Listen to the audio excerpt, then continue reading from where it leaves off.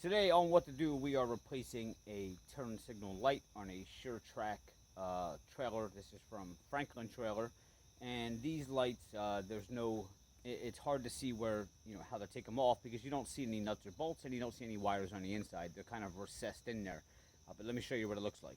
So we're down here, and you can see there's no signs of bolts or anything anywhere. And if you look on the back, it's just bare metal.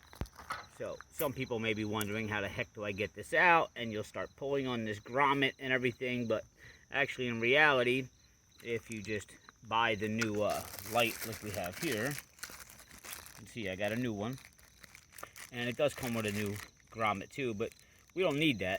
What we need is actually the light itself, and it has the plug on the back. So to get this out, it's real simple. You just want to take a screwdriver and you want to pry a little bit, like so.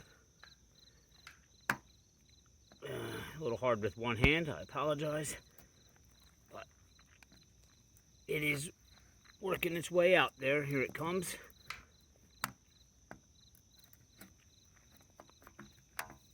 Alright, and as you can see, there it is, comes right out. Now you can disconnect your wire here, put your new light in, and just kind of push it right back in there. And that's it. Hopefully this tip helped. If it did, please hit subscribe below, give me a like, and I'll see you next time.